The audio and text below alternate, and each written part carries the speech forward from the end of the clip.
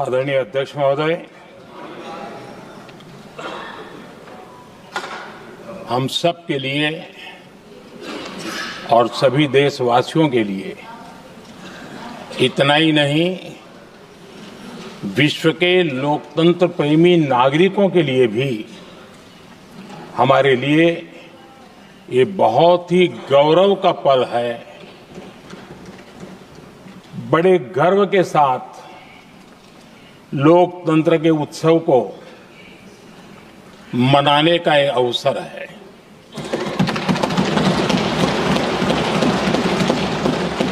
संविधान के 75 वर्ष की यात्रा, यादगार यात्रा और विश्व के सबसे महान और विशाल लोकतंत्र की यात्रा, इसके मूल में हमारे संविधान निर्माताओं की दीर्घदृष्टि, हमारे संविधान निर्माताओं का योगदान और जिसको लेकर के आज हम आगे बढ़ रहे हैं, ये 75 वर्ष पूर्ण होने पर एक उत्सव मनाने का पल है।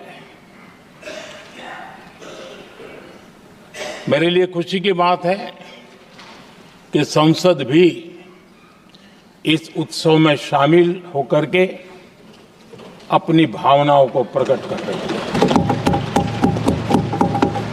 मैं सभी माननीय सांसदों का आभार व्यक्त करता हूं कि जिन्होंने इस उत्सव के अंदर हिस्सा लिया। मैं उन सबका अभिनंदन करता हूं। आदरणीय अध्यक्ष जी, 75 वर्ष की उपलब्धि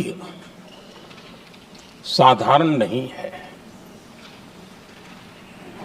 असाधारण है। और जब देश आजाद हुआ और उस समय भारत के लिए जो जो संभावनाएं व्यक्त की गई थी, उन सभी संभावनाओं को निरस्त करते हुए, परास्त करते हुए भारत का संविधान हमें यहां तक ले आया है। और इसलिए इस महान उपलब्धि के लिए संविधान निर्माताओं के साथ साथ मैं देश के कोटि कोटि नागरिकों का आदरपूर्वक नमन करता हूं, जिन्होंने इस भावना को, इस नई व्यवस्था को जी करके दिखाया है। संविधान निर्माताओं की जो भावनाएं थी, उसको जीने में पिछले 75 साल भारत का नागरिक हर कसौटी पर खरा उतरा है। और इसलिए भारत का नागरिक सर्वाधिक अभिनंदन का अधिकारी है। आदरणीय सभापति जी, संविधान निर्माता इस बात में बहुत सजग थे। वो ये नहीं मानते थे कि भारत का जन्म 1947 में हुआ है। वो ये नहीं मानते थे कि भारत में लोकतंत्र 1950 से आ रहा है। वे मानते थे यहां की महान परंपरा को, महान संस्कृति को, महान विरासत को, हजारों साल की उस यात्रा को, उसके प्रति वो सजग थे। उनको इस बात का पूरा भान था। आदरणीय सभापति जी, भारत का लोकतंत्र, भारत का गणतांत्रिक अतीत बहुत ही समृद्ध रहा है, विश्व के लिए प्रेरक रहा है। और तभी तो भारत आज मदर ऑफ डेमोक्रेसी के रूप में जाना जाता है। हम सिर्फ विशाल लोकतंत्र है इतना नहीं, हम लोकतंत्र की जननी है। आदरणीय सभापति जी, मैं जब ये कह रहा हूं तो मैं 3 महापुरुषों के कोट इस सदन के सामने मन में अपने गौरवशाली अतीत की याद दिलाती है। जब हम स्वतंत्र हुआ करते थे, जब सभाएं आयोजित की जाती थी जिसमें विद्वान लोग देश के महत्वपूर्ण मामलों पर चर्चा करने के लिए मिला करते थे। दूसरा कोट मैं पढ़ रहा हूं डॉक्टर राधाकृष्णन जी का। वे भी इस संविधान सभा के सदस्य थे। उन्होंने कहा था, इस महान राष्ट्र के लिए गणतांत्रिक व्यवस्था नई नहीं है। हमारे यहां ये इतिहास के शुरुआत से ही है। और तीसरा कोट मैं बाबा साहब आम्बेडकर का कह रहा हूं। बाबा साहब आम्बेडकर जी ने कहा था, ऐसा नहीं है कि भारत को पता नहीं था कि लोकतंत्र क्या होता है। एक समय था जब भारत में कई गणतंत्र हुआ करते थे। आदरणीय सभापति जी, हमारे संविधान के निर्माण की प्रक्रिया में हमारी देश की नारी शक्ति ने संविधान को सशक्त करने में बहुत बड़ी भूमिका निभाई थी। संविधान सभा में 15 माननीय महिला सदस्य थी और सक्रिय सदस्य थी। मौलिक चिंतन के आधार पर उन्होंने संविधान सभा की डिबेट को समृद्ध किया था। और वे सभी बहनें अलग अलग बैकग्राउंड थी, अलग अलग क्षेत्र की थी। और संविधान में उन्होंने जो जो सुझाव दिए, उन सुझावों का संविधान के निर्माण पर बहुत बड़ा प्रभाव रहा था। और हमारे लिए गर्व की बात है कि दुनिया के कई देश आजाद भी हुए, संविधान भी बने, लोकतंत्र भी चला, लेकिन महिलाओं को अधिकार देने में दशकों बीत गए थे। लेकिन हमारे यहां शुरुआत से ही महिलाओं को वोट का अधिकार संविधान में दिया गया। आदरणीय सभापति जी, जब G20 समिट हुई, उसी भावना को आगे बढ़ाते हुए, क्योंकि संविधान की भावना को लेकर के हम सब जीने वाले लोग हैं, हमने G20 की अध्यक्षता के दरमियान विश्व के सामने विमेन लेड डेवलपमेंट का विचार रखा। और विश्व के अंदर विमेन डेवलपमेंट से अब आगे जाने की जरूरत है। और इसलिए हमने विमेन लेड डेवलपमेंट की चर्चा को अंजाम दिया। इतना ही नहीं, हम सभी सांसदों ने मिलकर के एक स्वर से नारी शक्ति बंधन अधिनियम पारित करके हमारी महिला शक्ति को भारतीय लोकतंत्र में उनकी भागीदारी सुनिश्चित करने के लिए हम लोगों ने कदम उठाए। आदरणीय सभापति जी, आज हम देख रहे हैं हर बड़ी योजना के सेंटर में महिलाएं होती है।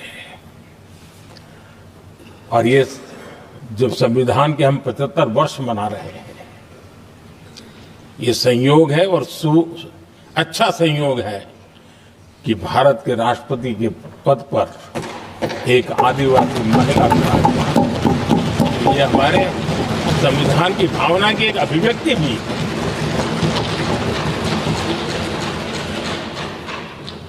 आदरणीय सभापति जी, इस सदन में भी लगातार हमारे महिला सांसदों की संख्या बढ़ रही है, उनका योगदान भी बढ़ रहा है। मंत्रिपरिषद में भी उनका योगदान बढ़ रहा है। आज सामाजिक क्षेत्र हो, राजनीतिक क्षेत्र हो, शिक्षा का क्षेत्र हो, खेलकूद का क्षेत्र हो, क्रिएटिव वर्ल्ड की दुनिया हो, जीवन के हर क्षेत्र में महिलाओं का योगदान,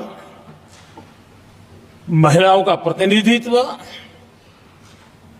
देश के लिए गौरव दिलाने वाला रहा है। विज्ञान के क्षेत्र में, खास करके स्पेस टेक्नोलॉजी में उनके योगदान की सराहना हर हिंदुस्तानी बड़े गर्व के साथ कर रहा है। और इन सब की सबसे बड़ी प्रेरणा हमारा संविधान है। आदरणीय सभापति जी, हमारा देश बहुत तेज गति से विकास कर रहा है। भारत बहुत ही जल्द विश्व की तीसरी बड़ी आर्थिक शक्ति बनने की दिशा में बहुत मजबूत कदम रख रहा है।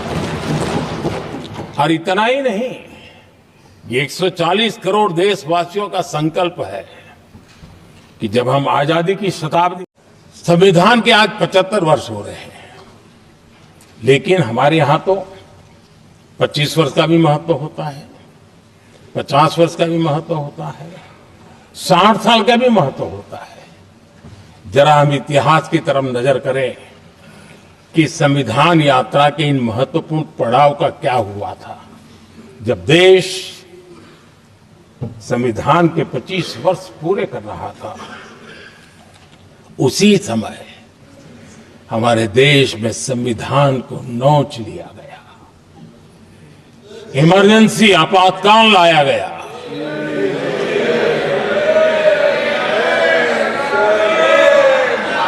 संवैधानिक व्यवस्थाओं को समाप्त कर दिया गया, देश को जेल खाना बना दिया गया, नागरिकों के अधिकारों को लूट लिया गया, प्रेस की स्वतंत्रता को ताले लगा दिए गए।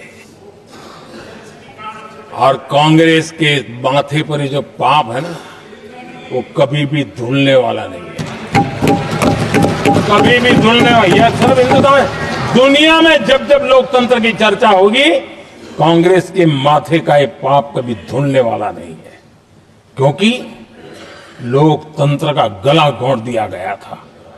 भारत के संविधान निर्माताओं की तपस्या को मिट्टी में मिलाने की कोशिश की गई थी। करीब 6 दशक में 75 बार संविधान बदला गया। आदरणीय सभापति जी, जो बीज देश के पहले प्रधानमंत्री जी ने बोया था, उस बीज को खाद पानी देने का काम एक और प्रधानमंत्री ने किया।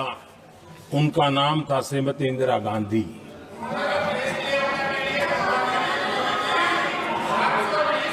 जो पाप पहले प्रधानमंत्री करके गए और जो खून लग गया था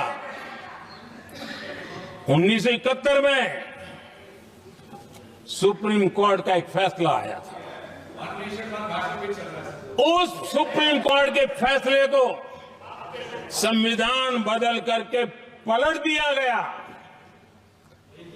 और 71 में ये संविधान संशोधन किया गया था।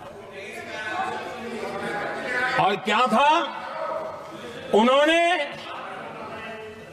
हमारे देश की अदालत के पंख काट दिए थे और यहां पर तो किया था कि संसद संविधान के किसी भी आर्टिकल में जो मर्जी पड़े वो कर सकती है और अदालत उसकी तरफ देख भी नहीं सकती है। अदालत के सारे अधिकारों को छीन लिया गया था। ये पाप 1971 में उस समय की प्रधानमंत्री श्रीमती इंदिरा गांधी ने किया था।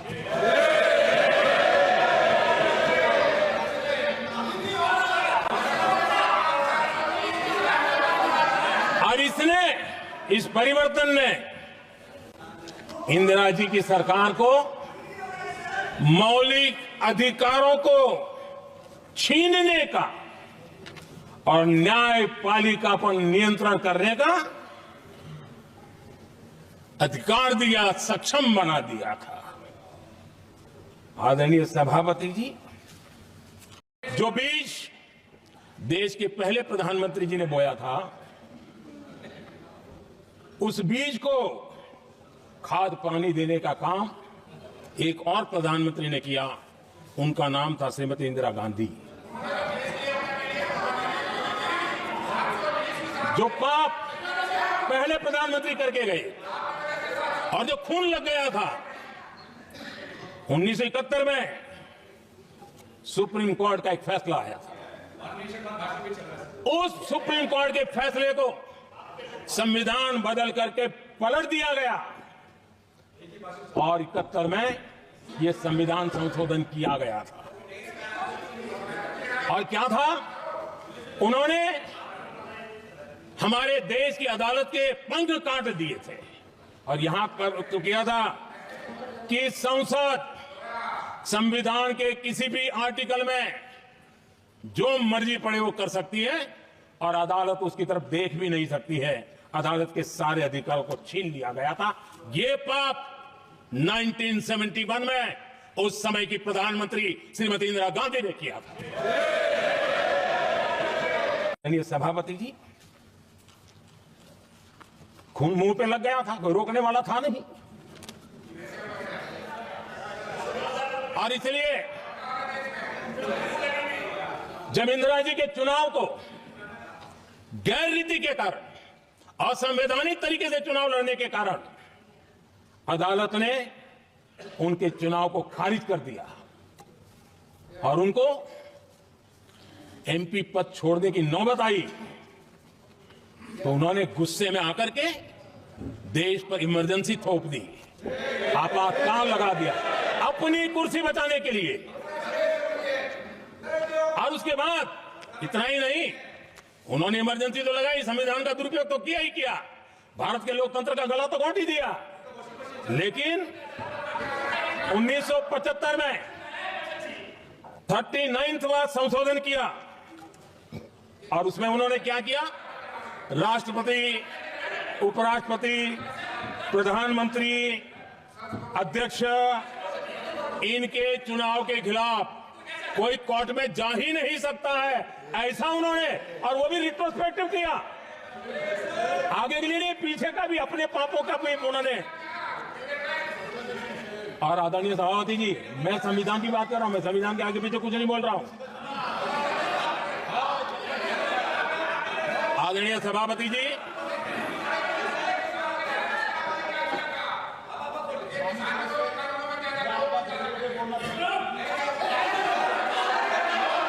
आदरणीय सभापति जी, इमरजेंसी में लोगों के अधिकार छीन लिए गए, देश के हजारों लोगों को जेलों में ठूंस दिया गया, न्यायपालिका का गला घोंट दिया गया, अखबारों की स्वतंत्रता पर ताले लगा दिए गए। इतना ही नहीं, कमिटेड जुडिशरी, इस विचार को उन्होंने पूरी ताकत दी। और इतना ही नहीं, जिस जस्टिस एच.आर. खन्ना ने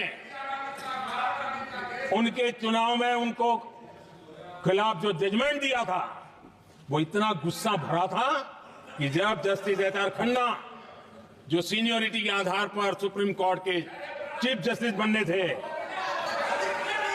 जिन्होंने संविधान के सम्मान करते हुए उस स्पिरिट से इंदिरा जी को सजा दी थी, उन्होंने मुख्य न्यायाधीश नहीं बनने दिया। ये संविधान